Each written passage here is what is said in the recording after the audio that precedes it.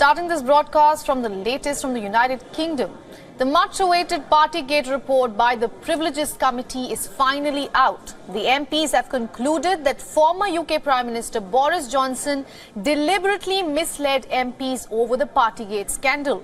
The committee has also concluded that Johnson had knowledge of the COVID rules and guidance. He was aware that the parties were at breach of the rules and guidance that took place inside number 10, and that failed to tell the House about his own knowledge of the gatherings. Johnson has long assured that he was told that the gatherings are within the rules of COVID restrictions.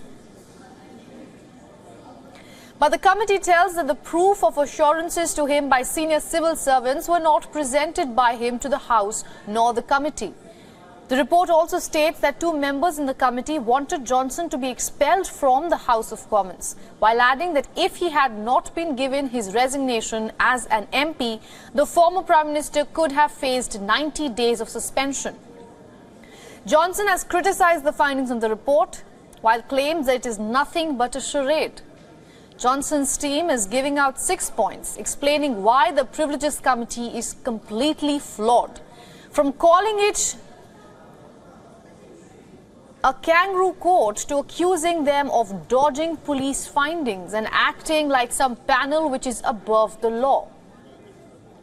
Meanwhile, the UK's Conservative Party is in a state of disarray as rifts between members deepen. Former Prime Minister Boris Johnson trains his guns on his own party. Johnson has called for a Conservative MP on the Privileges Committee to completely resign. And Johnson claims that Tory MP Bernard Jenkins himself attended a birthday drinks in Parliament during the COVID lockdown.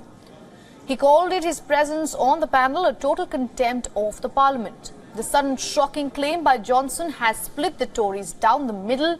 One side claims Johnson is showing desperation, saying that the former leader is trying to undermine the Privileges Committee's damning findings against him. On the other hand, staunch Johnson allies are building up pressure on Jenkins to resign.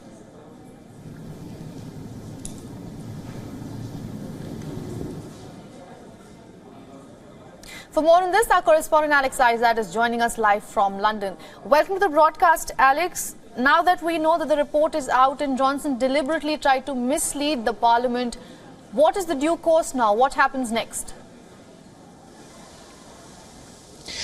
Well, what we're already seeing on social media and Twitter is some of those that are staunchly for Boris Johnson, saying that this was vindictive, it's spiteful, and that it is unfair that he has his members' pass taken away, which would have given him privileges so that he could go into Parliament, meet colleagues for lunches, and also have conversations and potentially lobby in the future.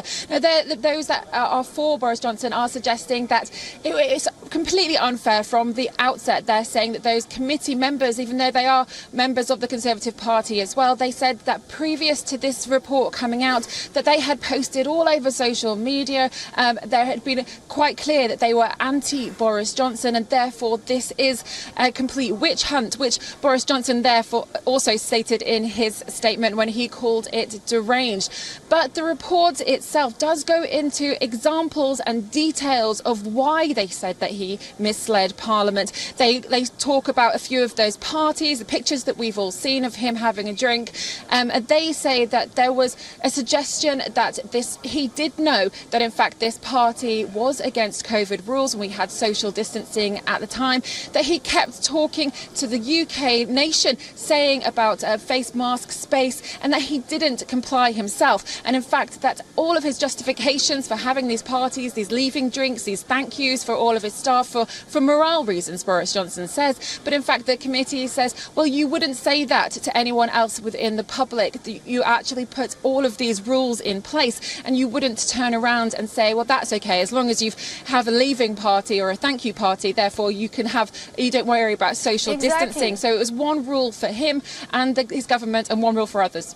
Absolutely, that kind of justification does sound absolutely bizarre. Now, Johnson and his very close allies are targeting the Tory MP Bernard Jenkins now. Is he becoming a scapegoat, or has he played a role in this? Well, there's been a lot of scapegoats. We've also heard about Harriet Harman. She's also been name-checked by those. But Sir Bernard Jenkins, they say that he was at one of these parties, but also that there was another party for his wife's birthday where he didn't conform to social distancing. But it does feel like a lot of those within government made their own rules up and have justified their own beliefs of what they think that social distancing should have been back then.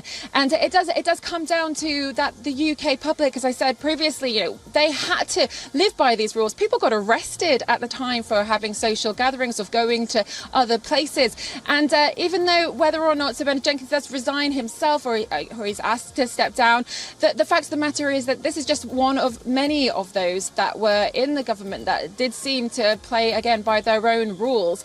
And there does seem that this may well be these scapegoats that are thrown out by those allies of Boris Johnson. And we feel like that's going to be something that's going to be coming up over the next at least couple of days or couple of weeks, that this contempt of court by the fact that Boris Johnson put out a statement on Friday when he got to see the committee report, that apparently was breach of confidentiality, and there's going to be a lot of tit for tat. This does quite feel that the Conservative Party is breaking apart at the seams, and they're all blaming each other. Whether Bernard Jenkins will be one scapegoat, Harriet Harman another, there does seem to be that a lot of infighting is continuing within the party rather than getting on with what actually the public needs. I do feel that the UK public already believes that the government wasn't really on their side during the COVID. We'll go through the inquiry as we speak now, and these examples that keep coming out about what happened during Partygate and onwards, it isn't really giving the public much respect for the Conservatives. Absolutely. Now, in the past few weeks, we have seen top Tory leaders kind of distancing themselves away from Boris Johnson, and now that this Partygate report is out and it is categorically targeting Boris Johnson and accusing him of misleading the parliament, how this will play out inside the Tory party and how this will affect the entire image, that remains to be seen, and we will be closely tracking this. Thank you for all those insights from London, Alex.